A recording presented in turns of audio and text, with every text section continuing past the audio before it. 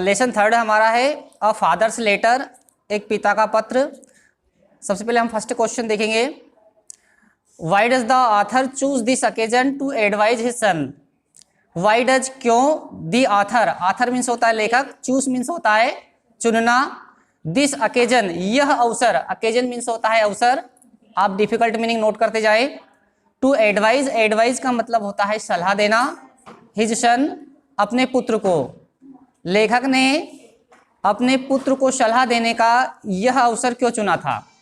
Answer देखिए, ऐसे questions जो वाई से शुरू होंगे जवाब में हमें या आंसर हमारा बिकॉज से शुरू होने वाला है। देखिए वाई डज छोड़ देंगे सबसे पहले, तो क्वेश्चन में जो वाई डज दिया उसको हटा देंगे। और ध्यान दें आप, जब भी क्वेश्चन में डज आता है मतलब क्वेश्चन हमारा प्रेजेंट इंडेफिनिट से शुरू होता है, तो आंसर में वर्ब की फर्स्ट फॉर्म में क्या जोड़ेंगे, एस या ईएस। क्वेश्चन में जब भी डज दिया हो तो वर्ब की फर्स्ट फॉर्म में एस या ईएस लगाएंगे। क्वेश्चन में वाई डज हटाएंगे तो आंसर हमारा क्वेश्चन से शुरू होगा, दी ऑथर चूज से हो जाएगा चूसेस, मतलब चुनता है, दी ऑथर चूसेस, है ना। तो देखिए यहाँ पर क्वेश्चन में नाउन दिया है, दी ऑथर, है ना, ऑथर लिखा हुआ है, तो जरूरी नहीं कि हम क्वेश्चन में जो ऑथर लिखा है वही का वही यूज करें, हम उसके स्थान पर प्रोनाउन यूज कर सकते हैं। नाउन के स्थान पर क्या यूज कर सकते हैं हम, प्रोनाउन। तो देखिए यहाँ पर आंसर में ऑथर के स्थान पर ही लिखा हुआ है, ठीक है, चाहो तो आप ऑथर भी लिख सकते थे, बट हमें आंसर में हमेशा प्रोनाउन यूज करना है, तो यहाँ पर हम ऑथर के स्थान पर ही यूज किया है। ही चूसेस, वह चुनता है, दिस अकेजन यह अवसर, वह यह अवसर चुनता है, ठीक है। फिर हम लिखेंगे बिकॉज, बिकॉज क्यों लिखेंगे, क्योंकि क्वेश्चन में वाई दिया हुआ है। वह यह अवसर चुनता है क्योंकि he was not well, well का मतलब होता है ठीक, ही वॉज नॉट वेल, वह ठीक नहीं था। And he was not sure, sure का मतलब होता है भरोसा, ही वॉज नॉट श्योर, उसे भरोसा नहीं था, that he would be with his son, कि वह अपने सन, अपने बेटे के साथ रह सकेगा, फॉर अ लॉन्ग टाइम, लंबे समय तक, कि वह अपने बेटे के साथ लंबे समय तक रह सकेगा, उसे ऐसा भरोसा नहीं था। सेकेंड क्वेश्चन आईएमपी क्वेश्चन है, ध्यान देना आप।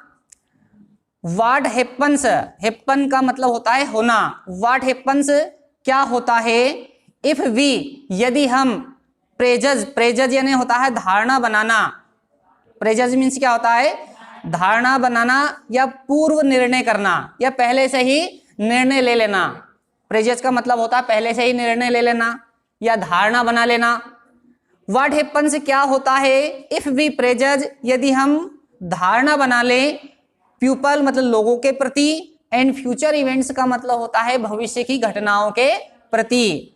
क्या होता है यदि हम पहले से ही लोगों के प्रति और भविष्य में घटने वाली घटनाओं के प्रति धारणा बना ले। आंसर हम इफ से शुरू करेंगे, क्वेश्चन में जो इफ लिखा है ना वहां से आंसर शुरू करेंगे। इफ वी प्रेजज यदि हम धारणा बना लेते हैं या पहले से ही निर्णय ले लेते हैं, पीपल लोगों के बारे में, एंड फ्यूचर इवेंट्स और भविष्य की घटनाओं के बारे में, इतना हमें आंसर क्वेश्चन में से मिल जाएगा। इसके आगे का हम आंसर बनाएंगे।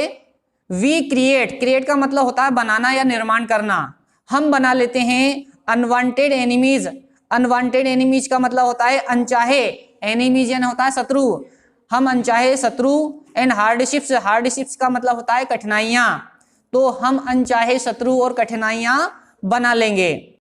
तीसरा क्वेश्चन आईएमपी क्वेश्चन है, ध्यान देना, इसको भी आपको अच्छे से याद करना है।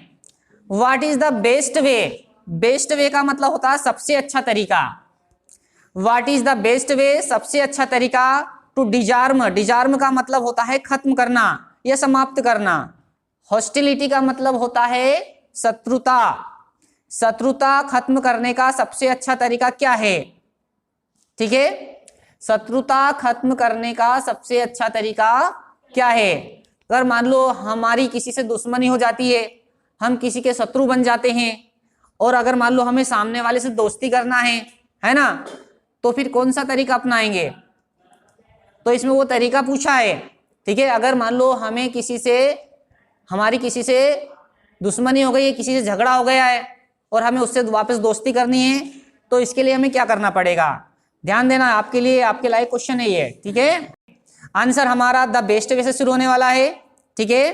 तो the best way to disarm hostility, शत्रुता खत्म करने का सबसे अच्छा तरीका है, इज नॉट टू थिंक, मत सोचो, इज नॉट टू थिंक, मत सोचो, इल यानी बुरा, ऑफ अदर्स यानी दूसरों का बुरा मत सोचो। शत्रुता खत्म करने का सबसे अच्छा तरीका है दूसरों के बारे में बुरा ना सोचना, मतलब बुरा मत सोचो।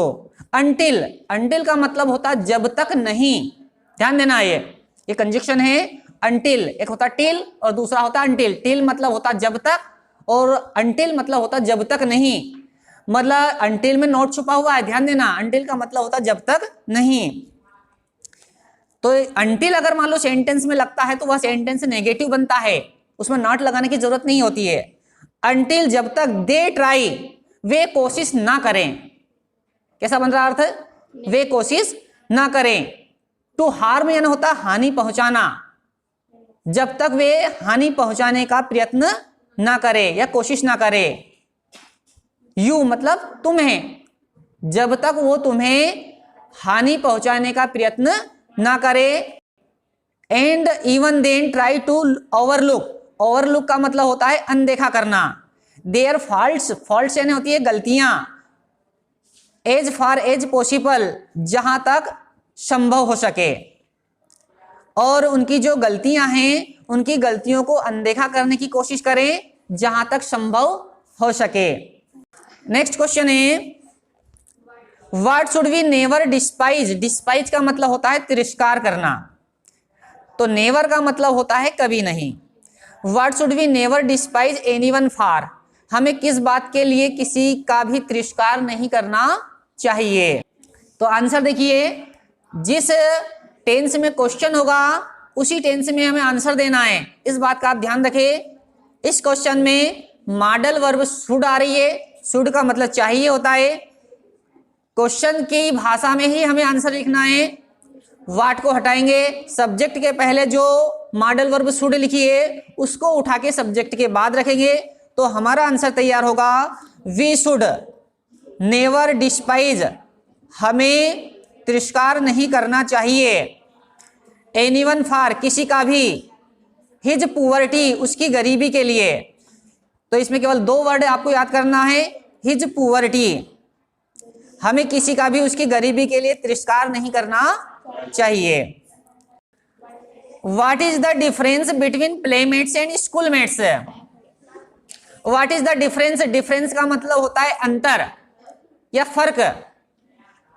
बिटवीन, बिटवीन मीन्स होता है बीच में, प्लेमेट्स, प्लेमेट्स का मतलब होता है खेल खेलने वाले साथी, जो हमारे साथ गेम खेलते हैं, जो खेल खेलते हैं उनको बोलते हैं playmates.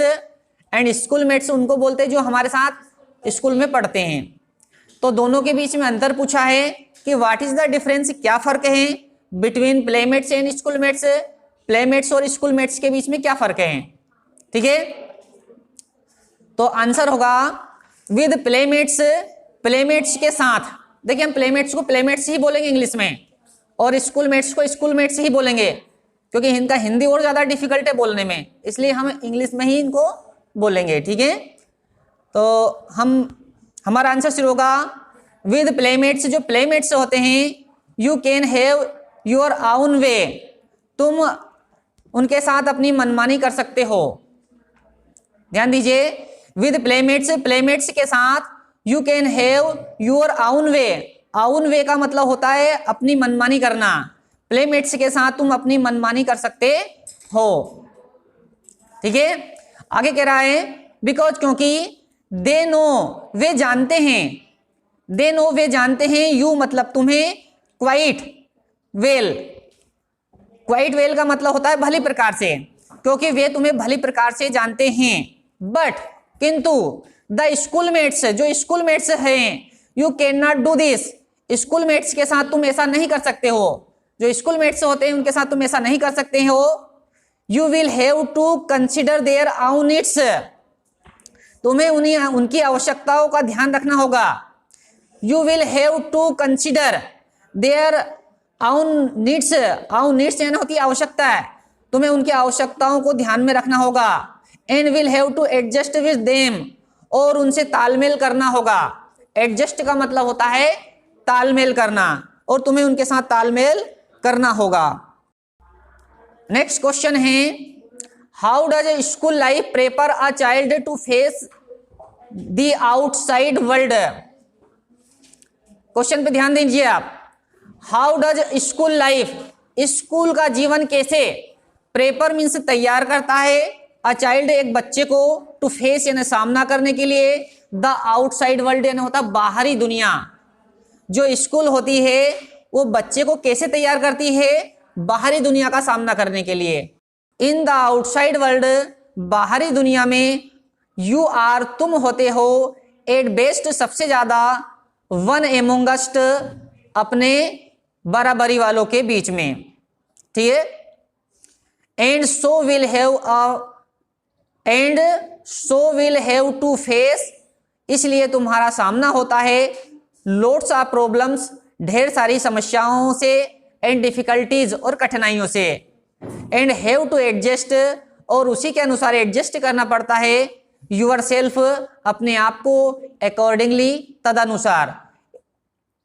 In the school, school में, you come across a similar situation, school में भी यही की यही सिचुएशन होती है, दो यद्यपि ऑन ए स्मॉलर स्केल, कम अवस्था, and so it prepares you for life, इसीलिए वह तुम्हें भविष्य के लिए, जीवन के लिए तैयार करती है, इसलिए वह तुम्हें भविष्य के जीवन के लिए तैयार करती है।